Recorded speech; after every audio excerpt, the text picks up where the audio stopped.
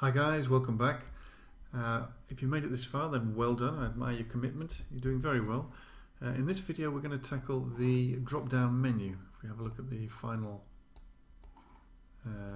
result, this is our menu and these are the little drop-down items within it. If we have a look at what we currently have, the menu button is there ready and waiting, but we're going to have to add some markup and some styling to get this thing moving. So we'll begin by adding some markup. We have our menu button ready. We need to give this a class so that I can identify it in order to style it with that little arrow to suggest that there's a drop down. And we're going to do this in a fairly standard way when approaching a CSS based drop down menu. That is, we're going to embed another UL within our list item here. We've got our list item with its anchor here, and then we've got our UL, which we're going to hide and then reveal upon hovering over this. So we'll begin by sticking the UL in. This is going to be our first item. We're then going to need a couple of others. So we'll stick a second one in there, and then something in here, number 3, and yes, those 3 E's were intentional, and then we're going to have a slightly larger number 4. There we go. So that's as much as we need to do for our markup. If we save that and bring it back just to have a look, we'll see how much of a mess we've made of things. You can see here that this is our additional UL, which is nicely styled in terms of how we wanted our primary row of button styling. But of course belongs to this LI here, and it's making a bit of a hash of things. So let's get some styles sorted out and figure out if we can make that look a little bit more presentable. So we're going to go to the bottom of our CSS file, and I'm going to start adding some styles for our menu bar. The first thing I'm going to do is target that list item itself. The anchor within that, I want to house a little arrow. So we're going to add some padding to the right of that anchor, only to the right. We don't want to influence anything else. So I'm just going to increase the padding to the right there, and I'm going to make sure that the position is relative so that we can add that little arrow. Now if you remember back earlier on in the tutorial, we were looking at what happened when we hovered over these items with the padding, and you'll recall that we needed to remove a pixel of padding to account for the fact that we were adding a full border width all around. So I just need to take account of that. Padding right is now going to be 19 pixels when we hover over it, of course. So that's that. Let's just see what that's done to our markup, our presentation, sorry. And you can see it's added padding to the right, which is perfectly neat. However, it's also added it to all of the children within it, all the anchors within that drop down. So we need to just be very specific about which anchor we're targeting. So we'll do that using a direct descender selector like so. So this is only going to tackle the first anchor that it comes across within this list item here. That's very useful. So we'll refresh the page, and you can see that the extra padding has only been applied to this direct descendant of the list item. Okay, that done, we now need to jump into adding that actual little arrow, and we'll do that by targeting the after pseudo selector, which we've done. Have we done that at all? Yes? No, we haven't approached that particular selector in this tutorial yet. This is going to be, this is the virtual element which we're embedding purely through the CSS. So this is making a little element after our anchor, and we're going to approach that by giving it some content in the form of this little curly brace or curly bracket, which I know is the correct character to use for our web symbol, and then we're going to make sure that that's positioned absolutely, and that it is 7 pixels from the right. It's going to be 0 pixels from the top because the line height is going to be the same height as our element. The last thing that remains to do is to change the font family to our web symbols regular, making sure there are no typos in there. So that should have generated another little element, and it will inject it in there perfectly, including the hover state and everything which it inherits. So that's perfect. Now what remains to be done is to sort out, to remove all the styling on this UL. So we'll tackle that now. I'll just paste in the correct selector so that we can just crack on with this. First thing I'm going to do is give it a background of white, which is what we determined in our PSD. It's going to have a position of absolute, and it's going to be 0 pixels from the right, or from the left, sorry, the left of the parent object. So I'll tackle that in for the time being. We're going to keep it visible for the time being. When we finish styling it, I'm going to throw that off to the right of the screen using this positioning, and then we'll bring that in only on the hover state.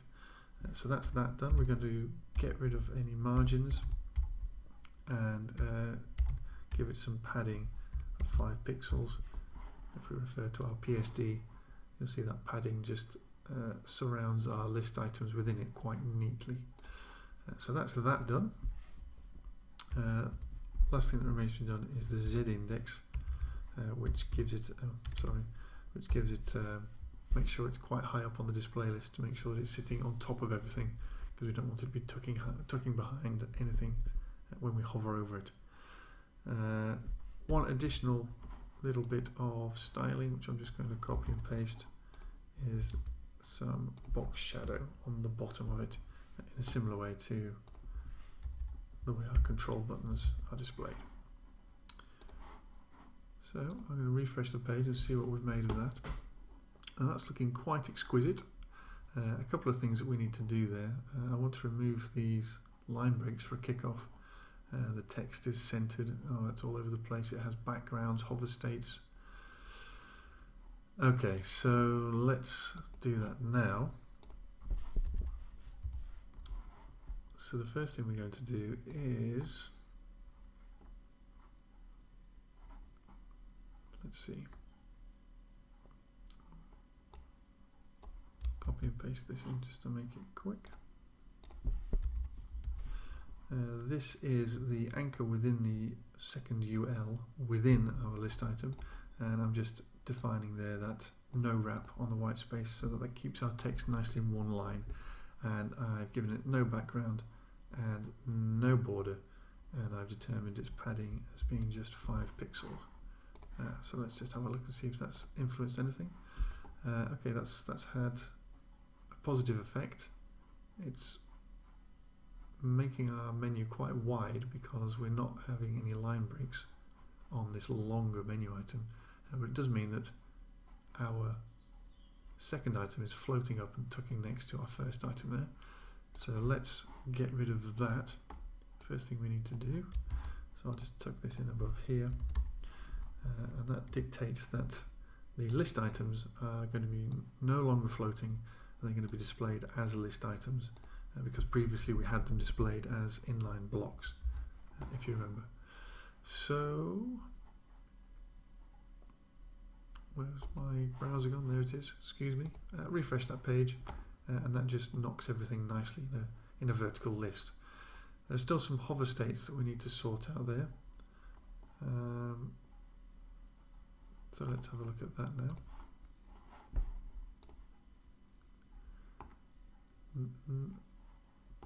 And there it is.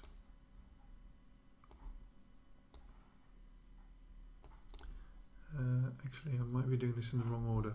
I need to try and demonstrate everything I've done as clearly as possible without confusing things. So the first thing I'm going to do is actually get rid of the UL. So I'm going to shove it off the page by 9,999 pixels to get rid of it completely. Actually, I'll just use that. That's fine for the time being. In order to sort of give some proper narrative to this, because it's a bit confusing otherwise. So there we go. I've shoved it off the page, and now we need to bring it back when we hover over the menu item. And now a lot of people would use a display of none for that unordered list, because that just gets rid of it, and then they'd bring it back upon hovering with a display of block. But a lot of people, including CSS wizardies Harry Roberts, believe that by displaying none, you're hiding it from potential users. There are some devices, such as some screen readers, which would no longer be able to interpret that menu if you have no display on it. So we're actually keeping it displayed, but we've just shoved it way out of the boundaries of our browser. So that's an interesting approach to that, which we've adopted there. So now I need to make sure that upon hovering, I bring that UL back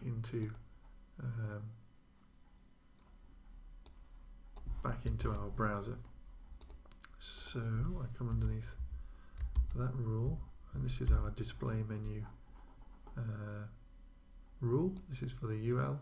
Upon hovering over its parent list item, and we bring it back to 0 pixels in positioning. So I'll refresh the page again, and you'll see that upon hovering over it, it brings that menu nicely back there.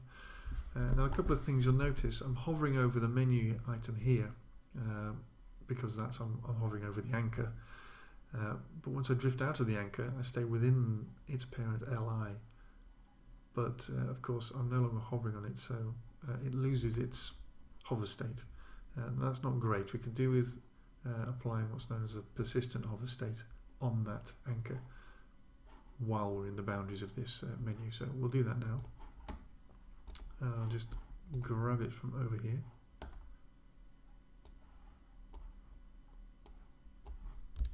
including a nice handy label to tell you what's going on. There we go. So upon hovering, actually I'm going to put it there, that's a bad place to put it, I'll put it here while we're dealing with hover states.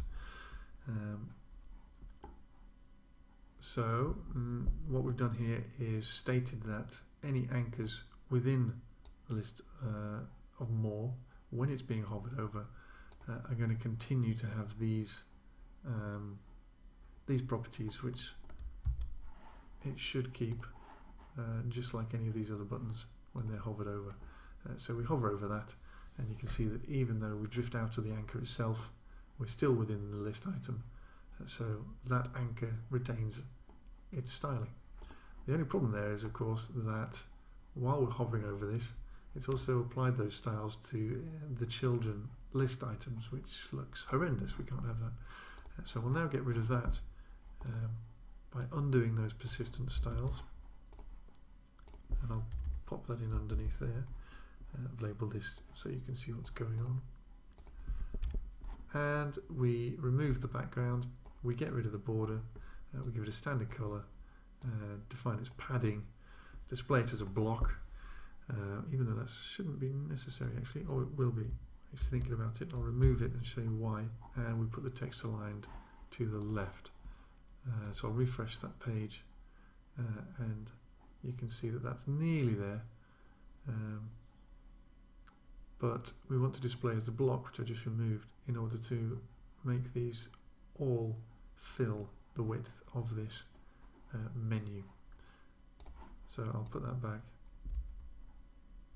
So, and refresh, and you can see they all fill the width there, which makes things a lot more usable. So now we need to just control our hover state, which according to our PSD was this pleasant pale yellow background and nothing else. So I'll go and grab that.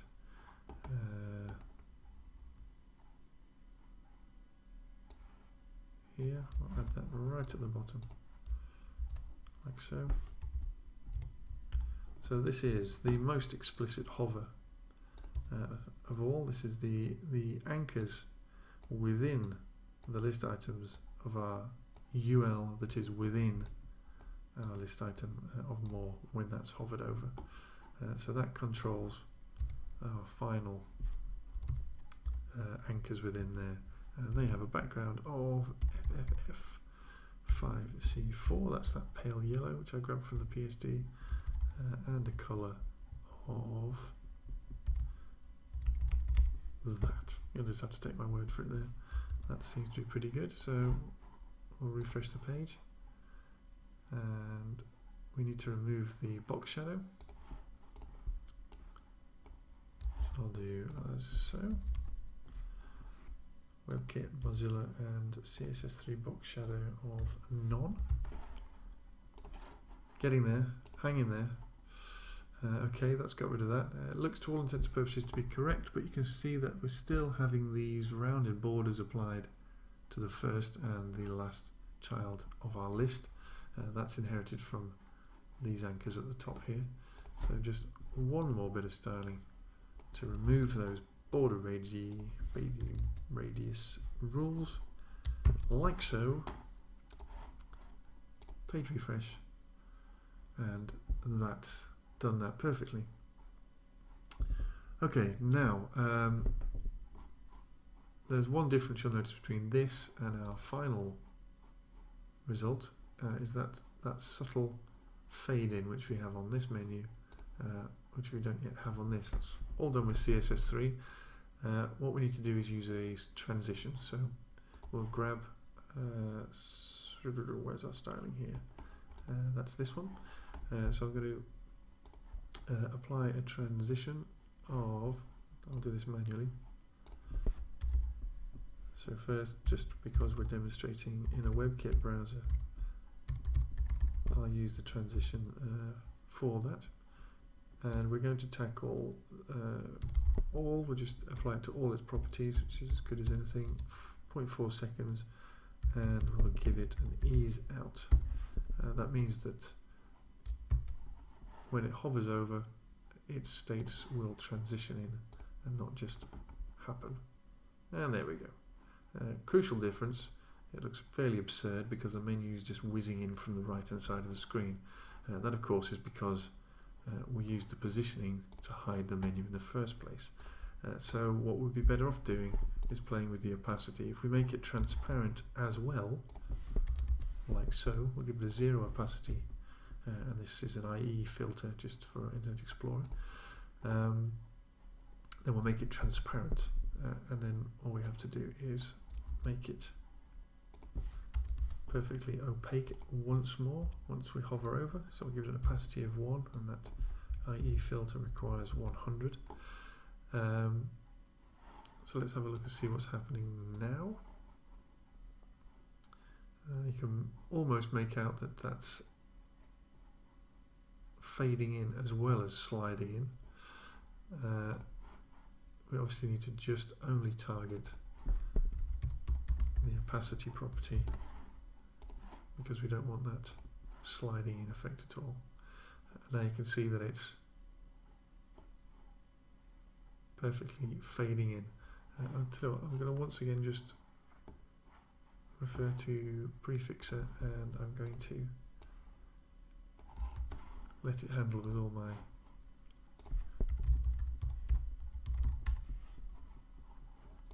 there we go. Let's just